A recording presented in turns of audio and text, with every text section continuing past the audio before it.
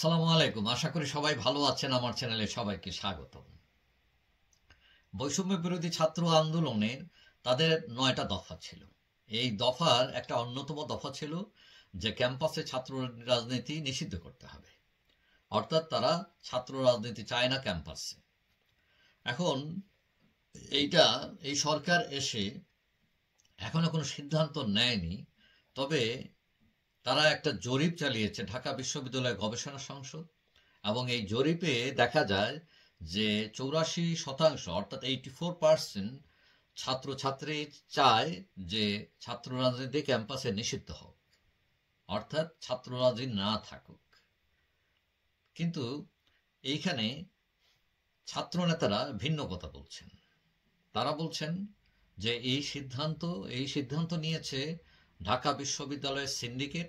কারণ আপনারা জানেন যে 28 সেপ্টেম্বর বুধবারে একজন তোফাজ্জল হোসেন নামে একজন পাগলকে পিটিয়ে হত্যা করেছে কিছু ছাত্র, এবং তাদের কাউকে কাউকে গ্রেফতারও করা হয়েছে।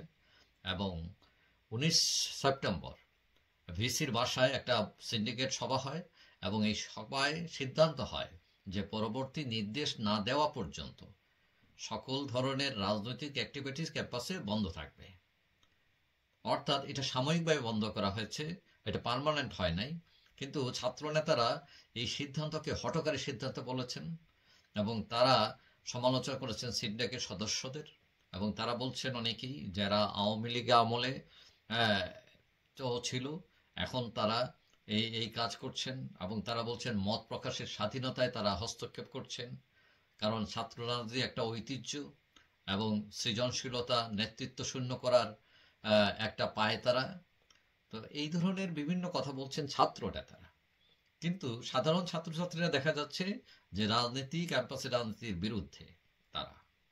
এখন সরকার কি সিদ্ধান্ত নেয় সেটা একটা ব্যাপার। কিন্তু আমরা যদি ছাত্র রাজনীতির ইতিহাস দেখি, যে স্বাধীনতা পরবর্তী বা স্বাধীনতা পূর্ববর্তী যে বিশেষ করে 52-এর ভাষা আন্দোলন, 1971-এর মহান মুক্তিযুদ্ধ, এবং পরবর্তীতে 90-এর স্বৈরাচার বিরোধী আন্দোলন, সবগুলোতেই ছাত্রদের একটা দারুণ ভূমিকা ছিল।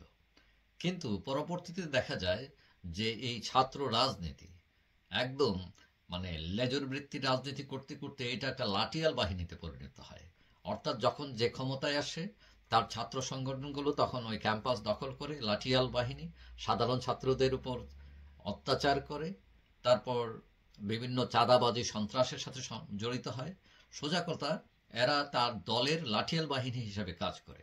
এখানে সৃজনশীলতা, এখানে ঐতিহ্য, মত প্রকাশের স্বাধীনতা, মুক্ত বুদ্ধিবৃত্তি চর্চা কিছুই নাই। এমনকি ওইসব ছাত্র সংগঠন তাদের দলের কি নীতিমালা এগুলো তারা বলতে পারবে না। এবং তার দলের মধ্যে যে গণতন্ত্র বিকাশের কোনো পথ নাই, তারা যে গণসংগঠনের দেয়া পকেট কমিটি দিয়ে তারা চলে, এবং সেখানে কোনো কাউন্সিল হয় না, এগুলো নিয়ে তারা কোনো কথাবার্তা বলে না।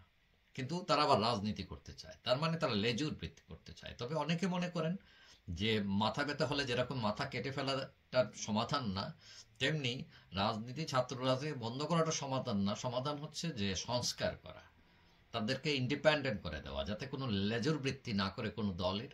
অথবা অন্য ফরম্যাটে হতে পারে যে কোনো রাজনীতিক দলের নামে কোনো রাজনীতি করা যাবে না। হ্যাঁ, তোমরা বিভিন্ন সংগঠন করে বুদ্ধিবৃত্তির চর্চা করতে পারো, সৃজনশীলতার চর্চা করতে পারো, প্রতিবাদ করতে পারো অন্যায়ের। এরকম হয়। এবং আমরা দেখেছি পাশ্চাত্যের অনেক দেশে যে অনেক বড় বড় দল, তারা ওইসব দলের রাজনীতি করে না। এখানে বিভিন্ন গ্রুপ আছে, হ্যাঁ, ডিবেট ক্লাব, বিভিন্ন কিছু থাকে, এবং তারা এইভাবে একত্রিত হয়ে এখানে ইলেকশন হয়, ছাত্র সংসদ নির্বাচন, এবং নির্বাচনে ওইরকম বিভিন্ন গ্রুপ থাকে। তো সেরকম হতে পারে। তবে এটা সরকারের বিবেচনা, এবং সরকার এটা সিদ্ধান্ত নেওয়ার আগে অবশ্যই রাজনৈতিক দলগুলোর সাথে আলাপ আলোচনা করবে। তবে এটা ধারণা করা যায় যে রাজনৈতিক দলগুলো ছাত্র রাজনীতি নিষেধের পক্ষে থাকবে না, কারণ তাদের অসুবিধা না হয়। কারণ এইসব ছাত্রদের উপর ভর করে তারা অনেক আন্দোলন করে এবং চোখ রাঙায়। এখন ছাত্ররা যদি অফ হয়ে যায় তাদের শক্তি কমে যায়। তো ন্যাচারালি তারা গণতন্ত্রের দোহার দিয়ে নেতৃত্ব শূন্যতার কথা বলে, সৃজনশীলতার কথা বলে তারা ওই রাজনীতিকে টিকিয়ে রাখতে চাইবে। এটা খুবই স্বাভাবিক। যাই হোক, এটা সরকারের জন্য একটা কঠিন সিদ্ধান্ত, এটা যে রাজনীতি যদি বন্ধ করে দেয় তারা অনেক সমালোচনার মুখে পড়বে, তারপরেও ছাত্রছাত্রীরা কি চায় এটা গুরুত্ব সহকারে বিবেচনা করা উচিত। যাই হোক, সবাই ভালো থাকবেন। আশা করি দেখা হবে অন্য কোনো ভিডিওতে ইনশাআল্লাহ। আল্লাহ।